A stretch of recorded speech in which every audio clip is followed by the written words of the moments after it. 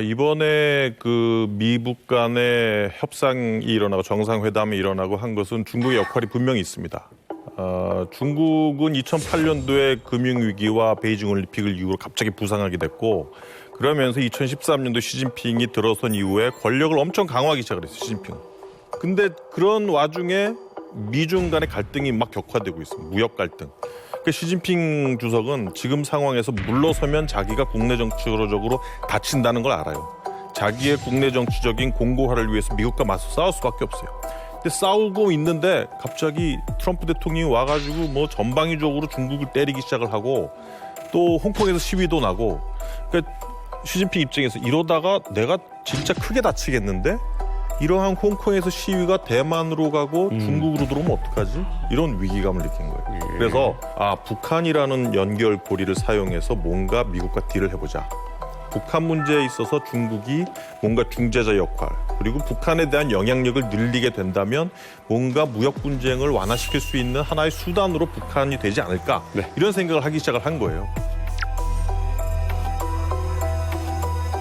그래서 이번에 아마도 제가 보기에는 그 시진핑이 평양 방북하고 나서 상당한 그 지원을 약속을 했어요. 그 김정은 위원장한테 경제적으로도 안보적으로도. 그러니 어느 정도 내가 들어갈 수 있는 한반도에서 중국이 영향력을 확대할 수 있도록 해주자. 북한하고 중국 간의 관계를 강화하자. 뭐 군사 교류도 강화하자. 이런 쪽으로 했단 말이에요. 그리고 트럼프 대통령을 만났더니 트럼프 대통령이 이 자식 봐라 그러면서 무역 분쟁을 어느 정도 약화시켜주는 그러한 카드를 내밉니다. 그러니까 시진핑 주석 입장에서는 단기적이지만 어쨌든 북한 문제를 사용해서 미국과 거래할 수 있는 또 하나의 카드와 길이 열렸고 북한 입장에서는 우려했던 경제 발전 그리고 자력갱생을 위해서 중국이 지원을 해주는 상황 그런 상황에서 보다 유리한 상황을 가지고 미국과 거래할 수 있는 그러한 상황이 생겼다고 보고 일종의 북중 간의 윈윈 상황이 벌어진 거죠. 그 관련해서 제가 한 말씀 네네. 지난달 20일 날 시진핑 주석이 황제 대우를 받으면서 평양을 방문했습니다. 김정은이 4번 방문하고 거기에 답례로 갔는데 거기서 결국 시진핑 주석이 한 중요한 얘기 중에 하나가 북한의 안보 우려 해소와 경제 발전을 위해서 힘자라는 것 도와주겠다. 그리고 북미 간에 대화하는 거 적극 지지한다 이렇게 얘기를 했고 그리고 나서 오사카에서 우리 대통령을 만나서 북미 대화가 조속히 이루어지는데 우리가 노력하자 합의했습니다. 그리고 나서 시진핑 주석하고 트럼프 대통령하고 미중 정상회담 전날 밤에 은밀히 만났어요. 만나서 북미 간에 대화하는 거 우린 적극 지지한다 얘기했을 겁니다. 그리고 나서 트럼프 대통령이 자다가 일어나서 트위터 올린 거거든요. 그러니까 결국은 한국이나 중국이나 북한 다 북미 대화를 바라고 있었다는 거죠. 북미 간에 대화하는 거 우린 적극 지지한다 얘기했을 겁니다. 그리고 나서 트럼프 대통령이 자다가 일어나서 트위터 올린 거거든요. 그러니까 결국은 한국이나 중국이나 북한 다 북미 대화를 바라고 있었다는 거죠. 그러니까 중국에서는 지금 판문점 3자 정상회담을 보고 이건 사실 시진핑 주석이 주선한 거다 이렇게 얘기를 하고 있어요. 근데 앞으로 그러면 북미 협상에 이 중국도 함께 하겠다는 입장인 건가요? 그건 어떻게 될지 두고 봐야 될 것 같아요. 일단 단기적으로는 트럼프 대통령도 선거가 있기 때문에 무조건 중국을 뗄 수가 없어요. 트럼프 대통령도. 왜냐하면 국내적으로 때리면 그래 뭐 중국하고 어떻게 공정하게 무역할 수 있는 길을 열어줬구나 하고 미국의 기업체들이 만족을 하지만 동시에 중국에서 더 이상 물건 못 팔겠네. 불만도 내뱉거든요. 그리고 트럼프가 대통령 나가려면은 또 선거 자금도 모아야 되는데 기업체들이 선거 자금 잘 안 준단 말이에요. 근데 회사 형편이 안 좋아지니까. 그러니까 이제 국내 정치적인 상황 때문에 중국 때리기를 좀 쉬어갈 수도 있어요. 트럼프가. 하지만 장기적으로 미중 관계는 계속 갈등 국면을 가져갈 거예요. 지금 어떤 얘기까지 나오냐면 이거는 무역 적자를 해결하기 위한 싸움이 아니에요. 이미. 중국이 부상하는 걸 막기 위한 일종의 미중 간의 전략 다툼 내지는 패권 다툼이 돼버렸어요. 그런 상황이기 때문에 이거는 계속 갈 거고 만약에 미국의 중국 대립가 계속 전방위적으로 간다면 제가 보기엔 장기적으로 볼 때는 중국이 한반도 문제 그리고 북한 문제에 자꾸 간섭하면 또 트럼프가 두들겨 팰 겁니다. 두들겨 팬다고요? 계속 망치질을 한다. 아니, 그럴 것 같아요.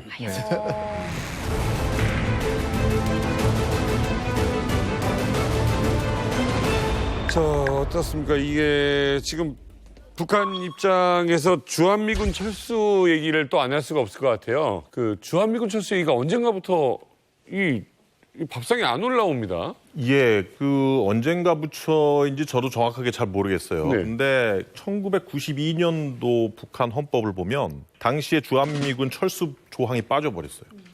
그리고 몇 년 전에 북한이 비핵화에 대한 5가지 조건을 내걸었는데 거기에서 나온 게 핵 통제권을 가진 주한미군 철수라는 얘기가 나와요. 그러니까 핵과 관련되지 않으면 주한미군 철수 안 하겠다는 간접적인 해석도 되거든요. 그래서 지금 북한 입장에서는 중국의 어떤 세력을 우려를 해서 주한미군이 지역적인 안정을 위해서 필요하다 이러한 입장으로 계속 가고 있는 거예요. 네. 저 죄송한데 아직 이해를 잘 못해서 그런데 핵무기 통제하는 주한미군 철수 그게 무슨 말씀이에요? 그러니까 지금 주한미군은 한국에게 안보를 제공하고 있습니다. 네. 그 안보는 뭐 탱크도 있고 미사일도 있지만 핵무기도 있을 수 있어요. 그러니까 지금 유사시에 핵을 실은 전투기나 뭐 비행기나 이런 것들이 한반도에 들어올 수 있다는 얘기예요. 네. 그러니까 92년도에 한반도에서 비핵화 공동선언을 하면서 북한이 주장했던 게 뭐냐면 핵을 실제 않아도 핵을 나를 수 있는 항공기나 그러한 운반체들 이러한 것들도 한반도에 들어오면 안 된다 이런 얘기를 해요. 얼마 전에 괌에서 네. 한번 떠서 왔다는 거. 예. 그런 것들은 실제 핵무기를 탑재할 수 있고 북한 영토에서 핵무기를 떨어뜨릴 수 있는 능력을 가진 것들이거든요. 그러니까 이제 그런 것만 오지 않는다면 굳이 주한미군 철수 주장 안 하겠다는 거죠. 아, 이제 알았네요. 박상기 대표님. 네. 굉장히 재밌는 상황이고 굉장히 유익한 상황이 지금 벌어지고 있습니다. 네, 미중 전쟁 덕분에 결국은 미국은 북한을 가져갈 겁니다. 그런데 중국은 북한에 대한 소유권이나 권리를 주장하기가 굉장히 까다로워질 겁니다. 미중 전쟁에서 미국에 반하는 액션을 취했다가는 북한에서 자신들이 얻을 이익보다 훨씬 더 많은 것을 일의 부도를 트럼프가 만들어놨습니다. 그리고 그것을 그 강도를 강화시킨 이유가 북미 회담에 중국이 손대지 말란 이야기입니다. 그리고 평택 기지는 전 세계에서 가장 큰 미국의 기지고 가장 최첨단입니다. 엄청나죠. 그 기지를 공사할 적에 외부인이 들어갈 수가 없었습니다. 우리는 그 평택 기지 안에 뭐가 있는지 뭘 하는지 모릅니다. 그런데 위치를 볼까요? 평택 기지는 서울의 휴전선에서 멀지 않습니다. 원래 미국은 그런 그 병창 기지를 어디에 두냐면은 후방에 둡니다. 예.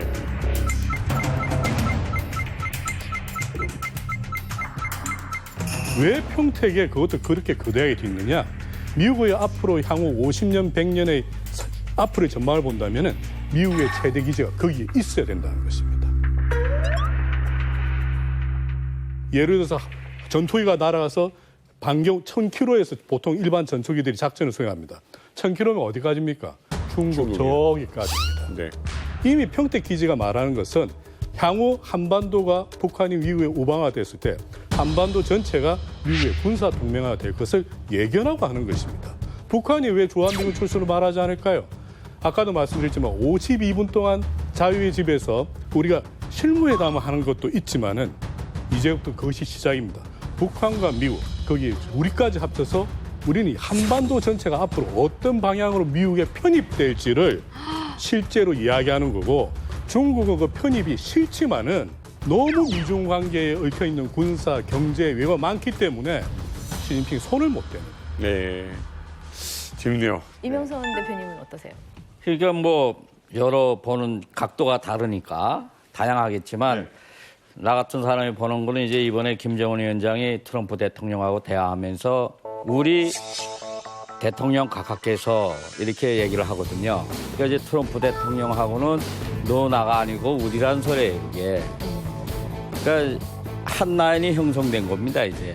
그러니까 뭐 국무장관, 뭐 정보기관 뭐 이런 거 거치지 않아도 각자 필요하면 언제든지 대화할 수 있고 뭐든 할 수 있다 하는 그걸 만들었거든요, 이번에. 네. 그러니까 이제 북한은 주한미군이 절실히 필요해진 거예요. 그러니까 이제 하도 세월이 지나가다 보니까 주한미군 주둔 비용은 남한이 되겠지만 실제 이제는 북한 쪽에도 절실히 필요하게 한 시대가 온 거죠, 이것이. 그러니까 이제 한반도를 중심으로 한 동북아시아에서 많은 예상치 못했던 환경이 벌어진 거죠. 네. 아, 이거 참 재밌네요.